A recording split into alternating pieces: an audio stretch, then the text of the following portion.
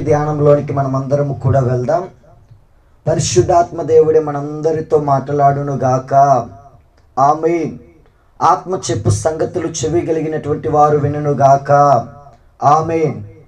ఈ సమయంలో చక్కగా కొద్ది నిమిషాలు దేవుడు మనతో ఏ విషయాలైతే మాట్లాడాలి అని ఆశపడుచు ఉన్నాడో చక్కగా వాక్యాన్ని ఆధారము చేసుకొని ఈ పూట చక్కగా మనందరము కూడా కొన్ని అమూల్యమైనటువంటి విషయాలను నేర్చుకుందాం.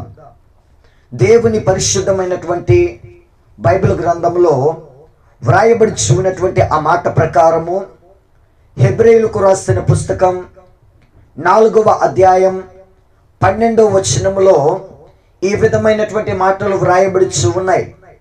ఈ పూట మనము నేర్చుకొని ఉన్నటువంటి ధ్యానాంశము వచ్చేసి సజీవమైనటువంటి వాక్యం.